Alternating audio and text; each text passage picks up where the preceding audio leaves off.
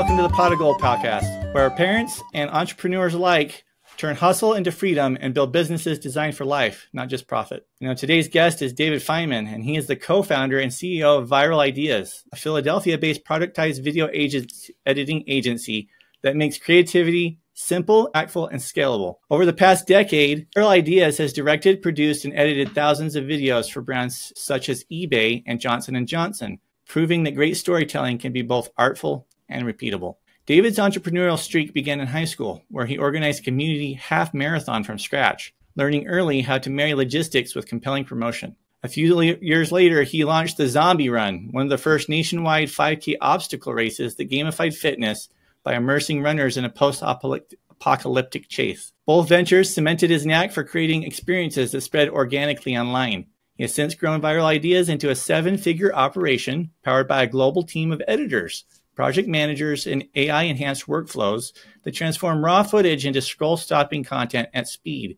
Beyond steering daily operations, David hosts the What It Takes podcast, advises creative service founders on systematizing their businesses, and is actively acquiring complementary agencies to expand Viral Ideas' reach. A lifelong Philadelphian, a 6-time Ironman, and champion of continuous learning, David pairs human imagination with cutting-edge technology so that big ideas spread faster and farther than ever before. David, it is a genuine pleasure to have you on the show today. How are you doing? I'm doing awesome. Thank you so much for having me. I'm excited to be here. Oh, I'm excited to have you here. This is not every day that I get to talk to other business owners. I've been trying to have more and more conversations like this. It's always beneficial to learn from those who are doing things and possibly things that you want to do, right? For sure. I think knowledge is power in business, and you have to continue to learn, continue to grow every single day.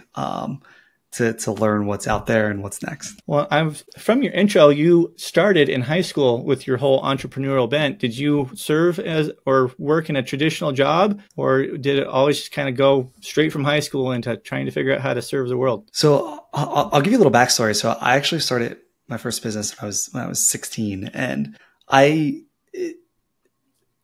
didn't really know what I was doing. I didn't really even know that there was like the term entrepreneurship. I just was kind of, they call it like vibe coding now when you're like making an app. I was almost like vibe doing stuff that was making money when I was younger. And I think it's evolved over the years. And, I had a couple businesses when I was in high school. And I did have like a couple traditional jobs. Like I worked at a camp. I briefly did a stint in retail. It lasted about a month before I quit. And I was like, I don't really like having a boss. And I was like maybe 17 at the time. So it was like, that was like an interesting little phase. And then, jumped into college where I started, built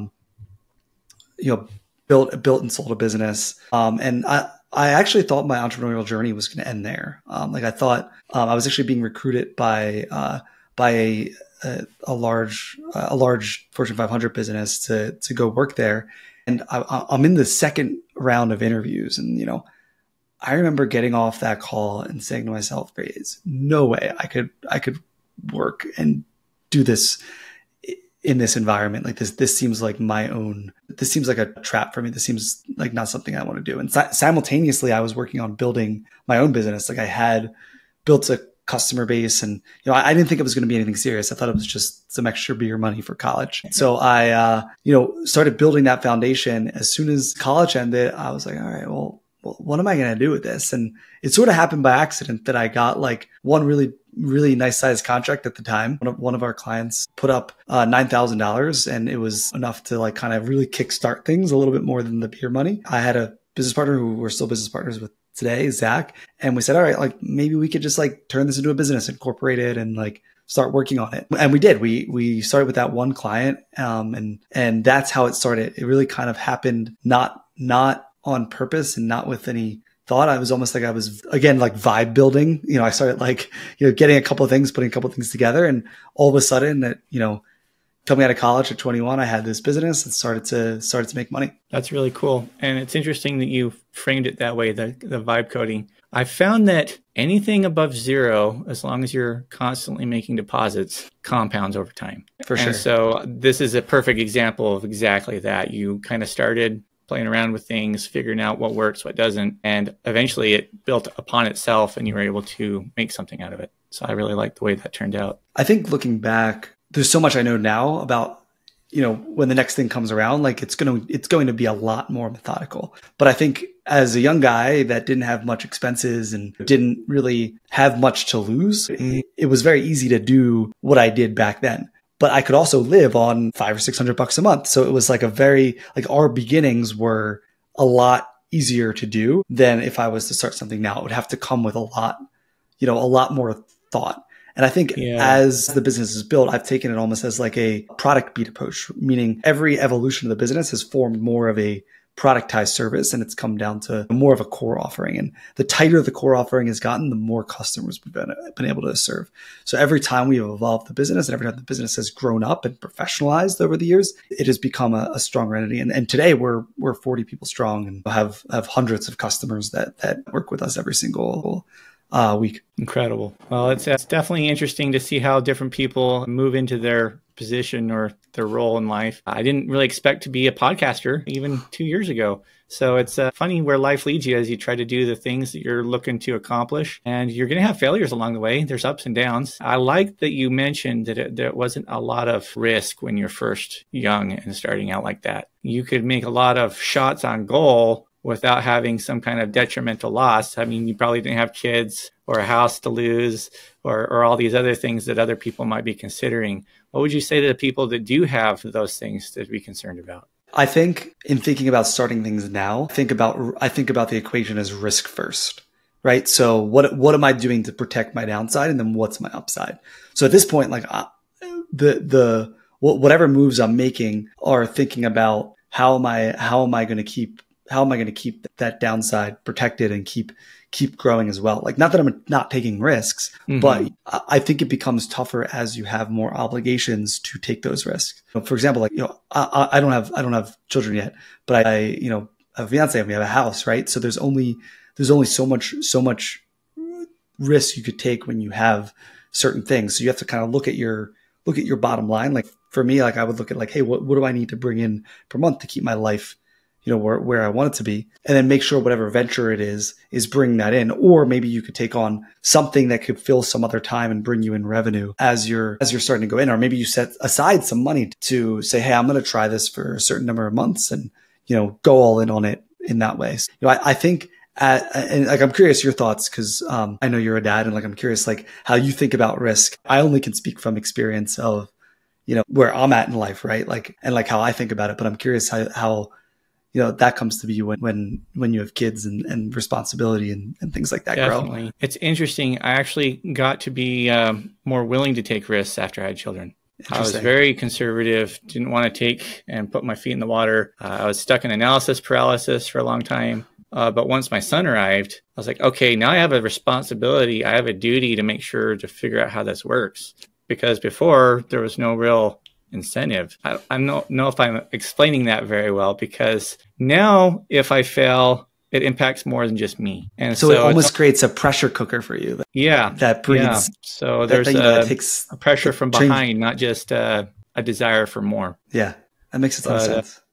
After my son was born, we bought our first house. I started entrepreneurship to figure out a business on the side. And when I was in high school or even in college, I would have quit my job to go into entrepreneurship full time. I don't know if I am comfortable doing that unless I'm sure that I'm going to be the person that's going to show up and make the business work every day. So it's definitely in the works as a plan, but we got to make sure that the steps and the pieces are in place before we burn the bridges. I love that. I think the burn the bridges term is important, because I think it is true. The moment you go all in on something and you put all of your energy into it, it compounds faster. But I do like the idea, like if you're able to do that, like 5 to 9 and, the 5 to 9 and example, like 5 in the morning, 9 a.m., 5 p.m. to 9 p.m. If you're able to work that kind of starting out and you already have a job and you're able to kind of like work it as a side hustle first, I think that's a great way to get started, and, maybe spend a little bit of your weekends and, sacrifice a 6-month chunk to at least get the business to the point where it could pay you a little bit. And then it's like, okay, now at least I can take that leap. I have a little bit of a cushion there, and you could take that leap out of, a steady thing to go do it. But I think, I think when I got started, the way I thought about it is like, I have, at least today where I'm standing, I have the least possible to lose today. I think that applies across anyone across life, right? Like wherever you're standing right now, you have the least amount to lose by starting today. right? Like, the first best time to start something is yesterday and the next best time is today. So, I don't think that the risk should deter people from starting and taking that leap. But I also think people do have to look at it pragmatically of like, really making sure that everything is together, find a mentor, find someone that can walk through it with you, that's been there, that can accelerate your pace to success. Yeah, and definitely there's going to be trade-offs because I don't have as much free time for myself because I'm working on a business and I'm taking care of a child and I'm working a W-2 job. But the interesting thing that I found is that my life has been more enriched and fulfilled since I started doing this than any other time before it. And that's kind of a sobering realization that taking on a burden voluntarily brings purpose to your life. And I agree with that. I don't know if that's taught very much, but no, I think intentionally suffering in a good way. I'm not saying suffering in a bad way. I'm saying intentionally suffering brings about positive change inside of you. It allows you to do more, think more, be more. I've done a few Ironmans and I've rode my bike from Philly to Florida, and like all those challenges have expanded my life accordion where I can like, put more on my back. And it sounds like you've done the same thing. As soon as your son was born, it seems like that was like my accordion can expand. I can handle this. I can handle more. I can do more for him. It could give you a purpose to definitely to do it that was beyond yourself. I like the expression. I'm not sure where I've heard it from, that a mind stretched by new ideas can never go back to its original shape. Yeah, and I think that you can't unsee some things too. You can't unsee some things. Yeah. Well, very neat. I'm excited to see where this whole journey goes. I don't know what the end point is going to be like, but I'm excited to experience the things along the way. I know we talked a little bit about how you were inspired to go into your business. Were there any kinds of major issues or roadblocks that you ran into? How did you overcome those? Because life is full of problems. I'm sure they were there. So for me, one of the major roadblocks we hit along the way was we had this partner that midway through our business, we worked with them for a number of years, and midway through our business, we decided to partner up, and we put a significant amount of money into the partnership. And the day the last payment was due, they decided that they no longer needed us in this partnership. We put a lot of effort into it, and a lot of money and a lot of time and a lot of resources. And effectively, it took our revenue from where it was at to maybe like 10% of where we were at in the future. Luckily, we had a decent chunk of cash that lasted us a little bit. And I spent a little time reflecting, and I said, hey, we were originally starting to fight, trying to fight this person legally, right? And going after them. And speaking to our earlier conversation with energy, my business partner and I looked at each other and we're like, what are we doing with our time? Right? Like we only have so much limited time in the day to build something, and all we're doing is trying to attack. We're not trying to build. And as soon as we made that shift from attack mode to build mode, all of a sudden our revenue started climbing up again. And what we were able to offer was started climbing up again. And we started to build a stronger base and a better culture. And I think I am the most grateful for that happening in my life, even though it was one of the hardest things that I've probably ever been through in the 10 years of business. I am so grateful that I had this opportunity to have this challenge in my business. And it really almost took us to the brink of going out of business. Like we were about that close. But I think with our back pressed up against the wall, we've been able to rebuild. And, at the time that it happened, we had about 6 people on the team. We now have 40. So we've really like expanded in what we're able to do. So I think from every failure I've learned so much. And that's just like that's probably the largest example I could give you. Yeah. But there's many more that we've had over the years. But I think just staying in the game and not quitting and taking that one more step when you don't think you have the energy for it is what separates you, at least is what separated us from being around for 10 years and to going out of business. Well, I really think that's interesting because it mirrors my experience a little bit. My viewers already know this about me, but you probably aren't aware yet. When I was 18, I was assaulted by my college roommate. He had schizophrenia, and he came into my bedroom and hit me while I was tucked up under my desk, and he shattered the whole right side of my skull. I had 23 bone fragments in my right cheek, a couple buccal fractures around my eye socket, and over into my left side of my face. I could have pulled the whole bottom of my jaw forward because that's how broken everything was. But I didn't see that ahead of time. I didn't expect that my roommate would ever turn violent. And I imagine there's kind of a similarity here where you didn't expect your partnership to dissolve ahead of time. I mean, I'm kind of throwing darts here in the dark, but I'm assuming that it was a surprise to you. It was definitely a surprise. But Yeah. again, the red flags were there beforehand. And just to be clear, it wasn't the partner that I started the business with. It was a different one that we added on. Okay. Yeah, that's completely understandable, because yeah, I think I like to assume the best out of people. And so when that doesn't pan out, it's kind of a shock, you know? Sure. But same kind of thing. I'm glad that I went through that struggle, even though it took me a very long time to get through the trauma of that, because I came out the other side a much stronger person. I have a much stronger understanding of my own character and the fact that I can go through things that are difficult and still make it through the other side okay. There's a lot of value to being able to do and say that, and having the confidence to take on new things because you've been through hard things before. Wow. That is an amazing perspective that you have on an incredibly difficult thing. And I respect that a lot. I think those hard things that happen to all of us, you could choose to be the victim. But I think if you walk out in the way that you walked out from that, you become the largest shining light in the room because you're able to take on more, do more, be more. Yeah. The thing that happened to you is not what defines you. It's just what strengthens you. It becomes an interesting story to tell too. Oh yeah, for sure. For sure. And probably like some amazing modern medicine that, helped piece you back together back then. Yeah. The doctor was amazing. He basically took all the bone fragments in my shattered skull. He put them together on the table like a macabre little jigsaw puzzle and then stuck them back in. So wow, it's pretty wild to think about. Yeah.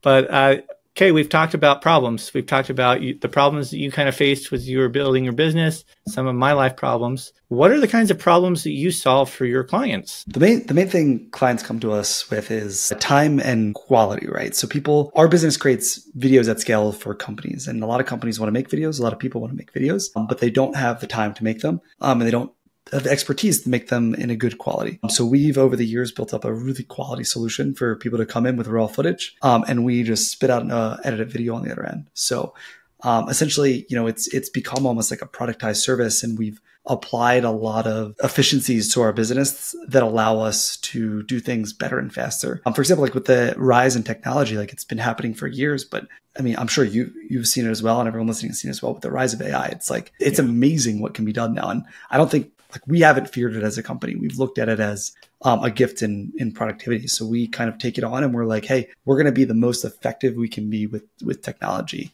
And we're going to apply this to our clients and essentially allow it to expand what we can do for our customers. And I think that's allowed us to grow even more because we've embraced the technology instead of, being the last to learn about it. And it seems like every couple of months, something new and exciting comes out that really changes the industry a little bit or shakes things up or is able to do more. And I think expanding to that, similar to the analogy we talked about earlier with like the accordion, like being able to expand it. Once you see it, you can't unsee it kind of thing. And we've been able to apply that to really like reduce, increase our efficiency, increase our quality for our customers. The world's in a lot different place than I expected as a child.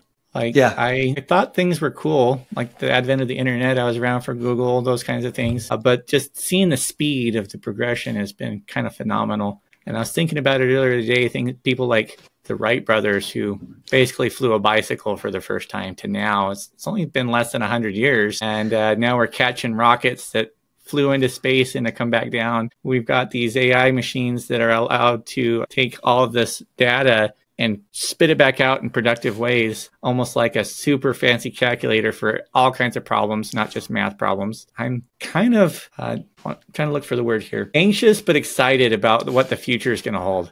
Because if we can manage to use this thing in a productive way, then I think that humanity is going to grow by leaps and bounds. And I'm excited to see how we grow in that fashion. I agree. I think we're going to be able to do some pretty amazing things.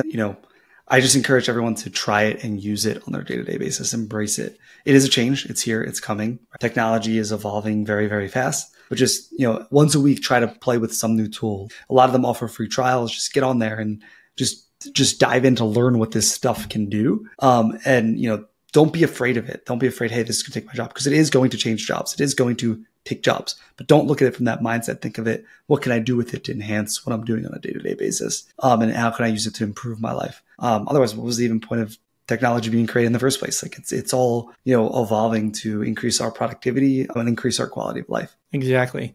Well, and I like the things that we talked about in the episode last week with JP Forno.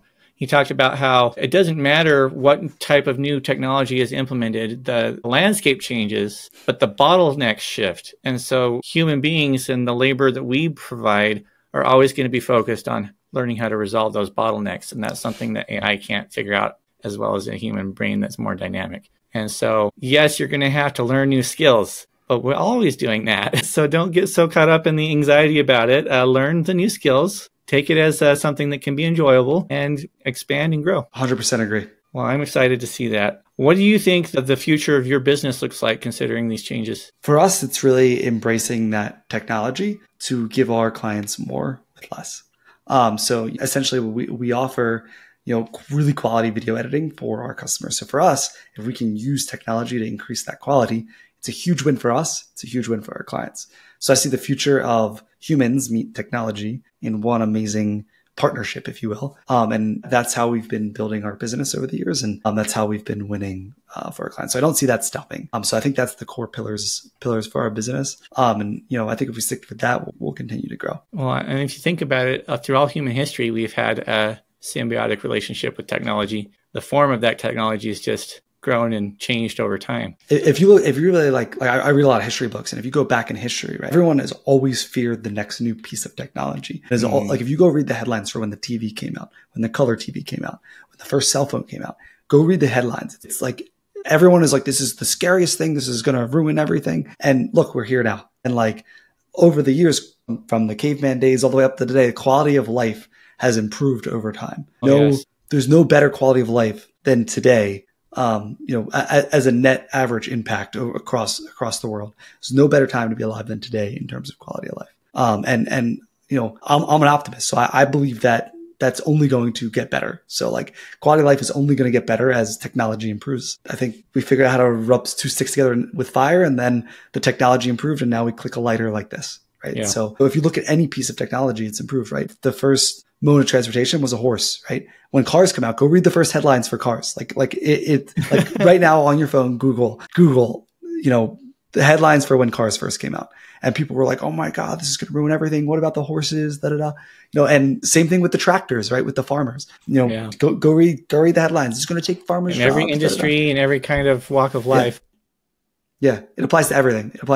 And this is the same thing as with this new modern technology. Sure, it could do more, but it's going to really reshape our world.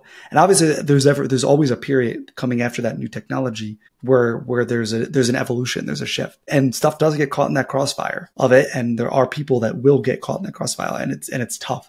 But I think the thing that people need to do is retool and learn how this stuff works, so they're ready for the future. Don't run away from it, because the progress is coming. The progress is here. Yeah, and if we don't take advantage of it, there will be other people in the world that do. It's like you can control what you do, but you can't control what other people do. Exactly. So it's important to adapt and do the best you can with what you have. And honestly, I agree. Going back to that perspective that I shared at the start of the interview, where we talked about everything that is above zero compounds over time as long as you're making small deposits into it. And so that applies with all of our technology, our skills, the content of our lives, our relationships. As long as you're continually working on it, it's going to improve over time. I agree. All right. Well, do you have any suggestions for maybe possible resources or educational material people could take advantage of for either learning about the things that you do with your business or even AI like we've talked about? The biggest thing I can offer folks in terms of my business is we actually created this guide. We've hired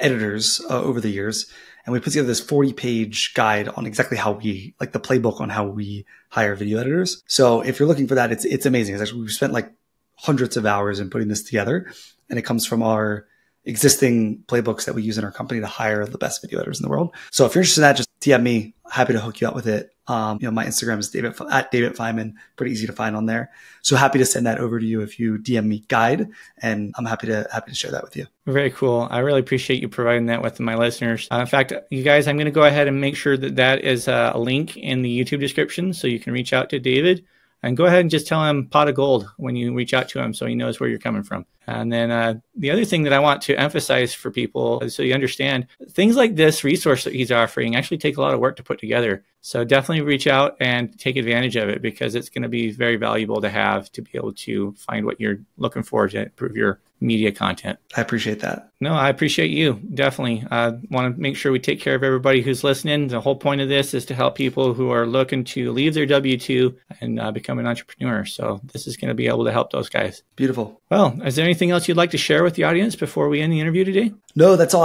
All I would say is just a few words of encouragement. Like if you're thinking about doing it, the best day was yesterday. The next best day is today. So, if you're looking at starting something, there's low risk ways to do it. Start a little side hustle while you're at your job, and find ways to build. Right, come up with something that you can provide that gives value to the world. And I think entrepreneurship is the best thing you can do for your own personal growth. Highly recommend it. And I look forward to seeing your listeners leave their W-2 jobs and encourage them to take a step into entrepreneurship. Definitely. And the world needs more builders, always. There's never enough of us. I agree. Thank you so much for tuning in to the Pot of Gold podcast, you guys. This has been a wonderful episode with David Fineman. If you want to hear more and you have any particular questions for us, feel free to leave a comment. I'll go ahead and make sure I answer those questions in future interviews. Y'all take care now.